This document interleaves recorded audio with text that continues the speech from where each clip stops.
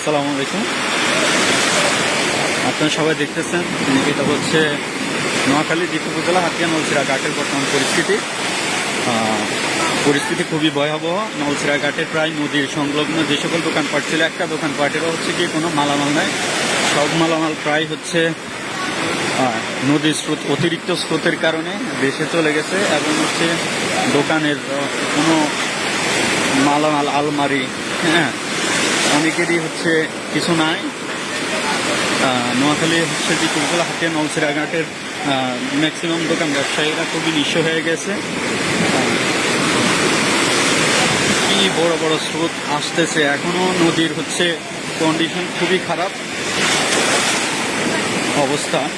আমি হচ্ছে কি যে জায়গায় দাঁড়িয়ে আছি এখানে হচ্ছে কি আমি নিজেই টিকতে পারতেছি না, কি পরিমাণ ঢেউগুলো আসতেছে আপনারা সবাই দেখতেছেন।